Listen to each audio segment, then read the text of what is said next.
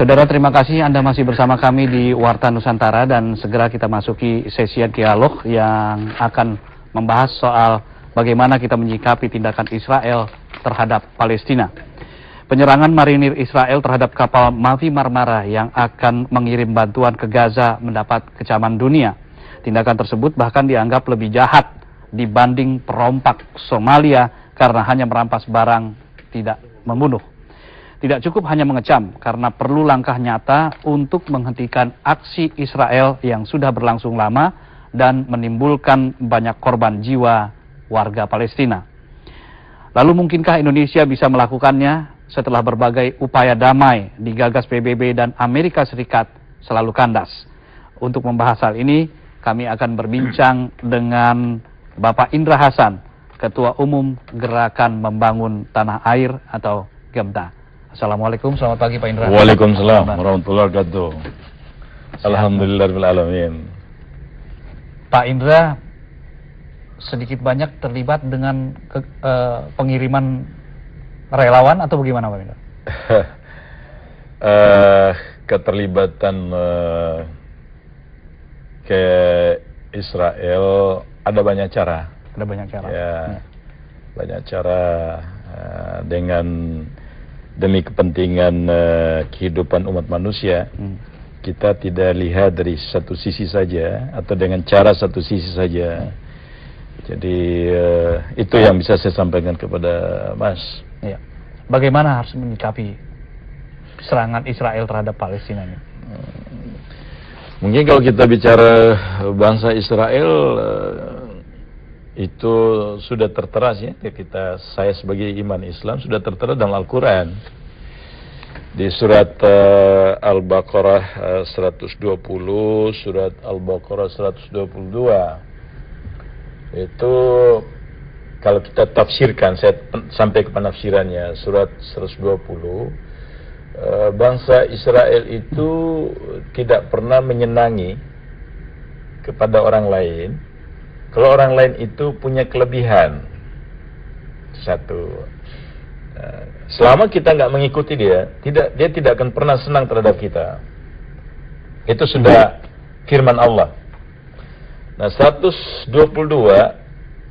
Allah memberikan kelebihan kepada bangsa Israel melebihi umat manusia yang lain.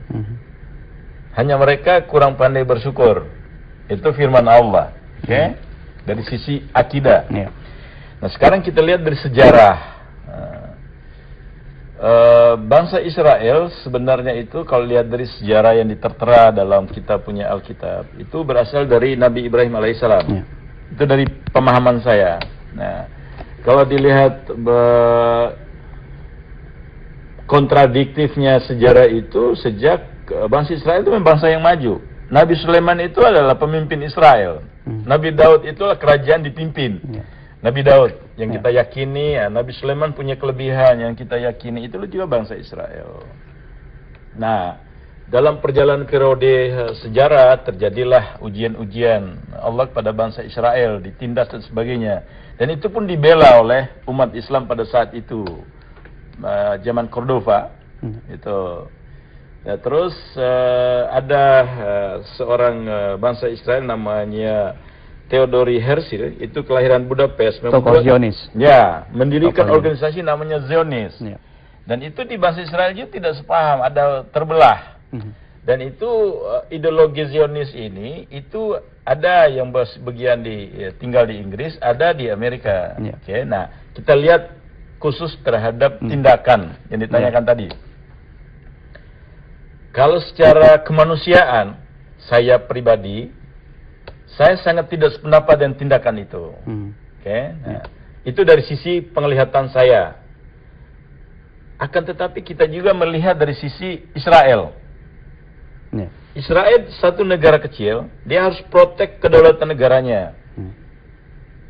Dan Israel sudah mengingatkan program kemanusiaan itu untuk tidak melakukan satu perjalanan, karena itu merupakan provokasi. Saya kira itu pengetahuan dari bangsa Israel secara forecast apa yang akan terjadi kalau itu kapal itu datang ke sini, datang ke wilayah Gaza yang close dengan negaranya. Nah, makanya kalau saya lihat pemerintah Israel menggunakan cara militer, defensif. Nah, di dalam paradigma ilmu militer, dia harus menghancurkan kegiatan yang akan mengganggu kedaulatannya sebelum masuk wilayahnya. Itu paradigma militer. Iya. Jadi, apa yang dilakukan Israel, itulah paradigma militer. Oke. Defensif, dia harus menghancurkan musuh sebelum musuh masuk ke wilayahnya. Ya, itu bisa dianggap musuh kalau memang kapal perang yang berangkat ke sana. Kemudian ada senjata terlihat, tetapi ini kan kapal bantuan kemanusiaan dan tidak ada senjata di situ. Oke, itu menurut saya, Ya. yang saya mau lakukan kebaikan. Tapi menurut Israel, dia harus protek dirinya. Karena secara intelijen, Iya. dia akan berpikir forecast. Iya. Dia akan berpikir jangan sampai kapal ini ada membawa personel-personel latihan khusus. Ada membawa alat-alat khusus untuk menghancurkan Israel. Jadi ini dua sisi yang berbeda pandangan. Menurut saya, yang melakukan kegiatan rewalan kemanusiaan melihat tertindasnya bangsa Palestina di Gaza, saya melakukan tindak itu. Nah, kalau tanpa koordinasi sharing sebelum saya berangkat, Israel akan melakukan kegiatan seperti itu, defensif dia. Karena secara intelijen, dia harus forecast berpikir. Jangan-jangan kapal ini bawa alat bom dan sebagainya, yang akan menghancurkan Gaza, yang akibatnya sampai ke Israel, atau akan membangun kekuatan di Gaza untuk menghancurkan Israel. Tapi disitulah Yahudi ya. Jadi karakternya selalu membangkang kan. Ya. Selalu membangkang. Ya. Bahkan jangankan pada resolusi PBB gitu. Allah aja yang membangkang. Nah, ini bagaimana seharusnya perdamaian di Timur Tengah itu antara Palestina dengan Israel ini bisa kemudian terwujud. Apa yang sebenarnya harus dilakukan oleh mungkin gerakan solidaritas dari umat Islam, atau mungkin gerakan penyadaran pada pihak-pihak yang mendukung atau yang berada di belakang Israel ini. Jadi gini Mas, ideologi dengan religi berbeda. Ya, jadi saya seorang yang beriman Islam, saya tidak melihat di sini ada satu kegiatan penghancuran Islam. Oke? Karena di Palestina juga ada umat Islam, di Yahudi juga ada umat Islam, di negara Israel. Di Palestina juga ada orang yang non-Islam.